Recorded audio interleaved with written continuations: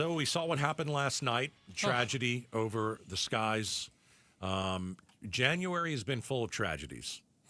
January can't get over fast enough. I mean, on, New Year's Day, in the middle, a couple hours into 2025. Oh, yeah. Terrorist attack in New Orleans.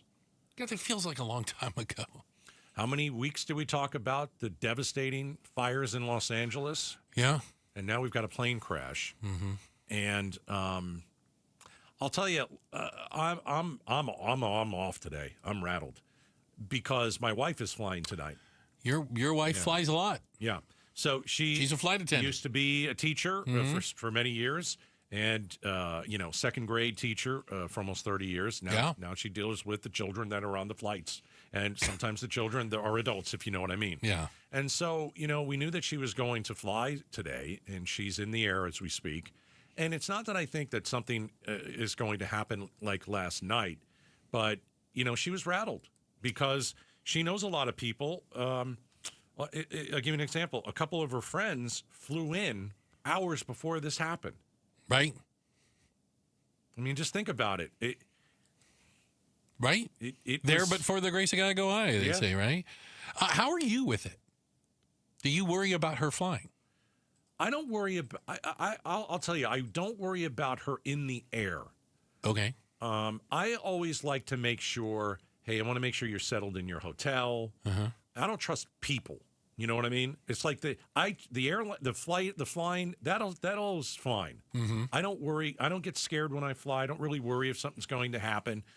When she flies, I don't worry that something's going to happen. I'm just like, hey, when you get from, when you land, I want to, can you call me and let me make sure that you're safe at the airport, or excuse me, at the hotel. But I mean, she had a tough time last night. Yeah. Because when you have flight attendant friends who call you and say, I'm in D.C. and I landed an hour ago. Right. And I'm in a hotel. And the airport shut down, by the way. Now I'm watching this. And this is all happening literally right outside my hotel room. Her first flight was into Reagan. Yeah. And so it brought back, these great memories of, hey, my first flight was in Reagan, and now we're watching this unfold. And it's... so I'm flying this weekend, of course. It's unsettling. Including on a regional jet, on an RJ. So where are you flying? I'm going to fly Chicago. Okay. And then get on a little small plane. So does that make you worried? No. I guess there's a certain thing you have to trust in something at some point, right? I'm not a pilot. I'd love to fly myself. Wouldn't that be great, right? I'd like to put it in my own hands, but I can't. So I have to trust that the people flying the plane are competent at what they do. Here's something that I haven't heard a lot of people mention, and this is not, we're not pointing blame because we still don't know a lot of details. But the American Airlines flight last night was not a normal American Airlines flight. Does that make sense?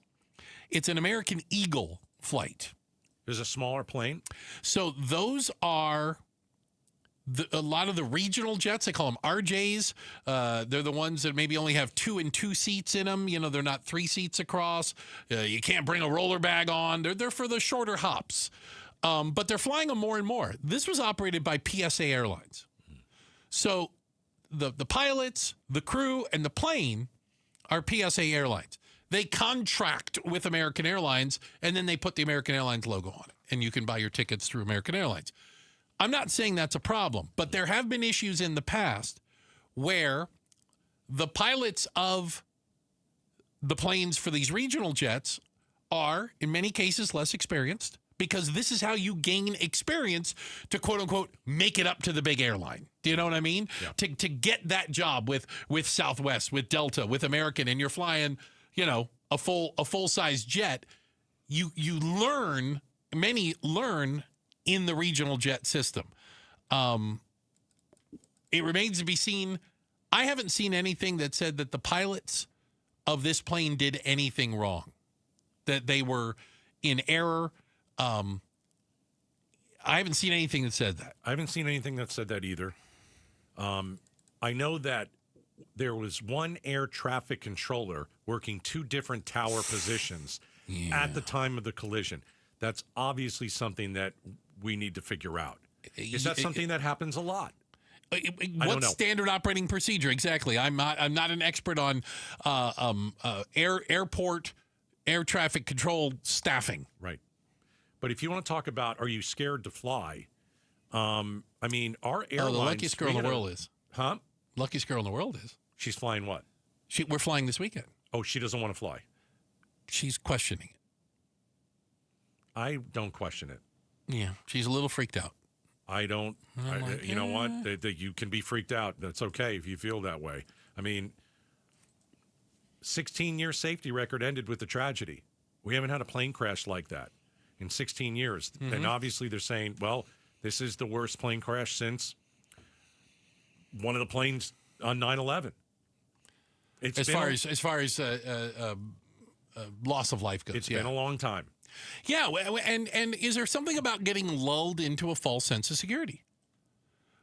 Where, and again, this is not meant to cast aspersions, but in general, I think we all think airline travel's pretty darn safe. Because it is. Right. Yeah. When you look at it, we all thought the space shuttle was safe until one of them blew up. You know what I'm saying? Like everything is safe until it's not. And then it brings up a lot of questions. And they're fair questions to have. Yeah. They're very fair. But I think if you were to ask people, give me a list of 10 things you're worried about. Or let's say, just say 5. We'll make it easy. 5 things you're worried about when you get on a plane. Yeah. I got to tell you, maybe I'm wrong. I think the majority of people don't list a plane crash in the 5. Am I going to get the seat I want? Are they going to lose my bags? Is it going to be too cold on the plane? Is it going to be too hot on the plane? And am I going to sit next to somebody I don't like on the plane? Will I get will I be able to use the armrest? Is there Wi-Fi? And I mean, I really think that most people go down that road of those are the questions that you ask. Those are the questions that you ask. It's not, I don't think anyone's worried. Again, you have certain people who are afraid to fly. They're afraid to crash. They're probably normally, they have a little anxiety about flying to begin with. Right. I'm not one of them. I'm not either. So I don't think twice about flying. And, I just think it's a little bit unsettling. My wife is on a plane right now. I can understand that. Yeah. I can understand that. But I also told her, you know what? We're watching this. No one survived. It seemed just it seemed like a fluke accident. I don't know if that's the right word to use, but like, when has that ever happened? Right. When has a chopper ever a military one into a plane? Yeah, literally crossed the path or flew into a plane landing at an airport. Right. And we talked an hour ago to Captain Dan, who said that airport has some unique challenges. And I would just say that if it comes out that they are understaffed or there weren't enough people on duty, and you have the added issue of, wow, this is already a complicated airport with a lot of air traffic, which it is. That's a bad thing. Yeah. Right? I mean, if you really think about it, why do we have helicopters anywhere near where planes are landing? They've done it for years. Because they're all over. When you're in D.C., and you were just there. Yeah, when you're in D.C., you're standing on a street corner, and helicopters fly over you, and not like way over you. They fly a couple hundred feet over you, and sometimes it's Marine One, and it's the president's helicopter, or it's Army, a flight of helicopters. There's stuff flying over you in D.C. all the time. Fly from building to building a lot. I mean, so it's like how people get around. It's like seeing an Uber. Oh, I saw an Uber. Or now I'm seeing a helicopter. It's kind of the same thing in D.C. So I understand that part of it. But I'm not an expert on this stuff, but I don't know why any helicopter would be anywhere near a plane. Yeah. It just doesn't make sense. It is an issue that needs to be resolved, because knowing that area and knowing Reagan National, there are a lot of helicopters and a lot of planes in close proximity there. Yeah. It's just an awful tragedy. Here. It's an awful tragedy, and we've been dealing with lots of tragedies throughout, this January, from the fires and from the terrorist attack, and now we've got a plane crash, and more than 40 bodies have been recovered from the Potomac. It's a sad day in America. Thanks for watching Outspoken with Bruce and Gaydos. Tap to watch more from KTAR News and click the button in the middle to subscribe.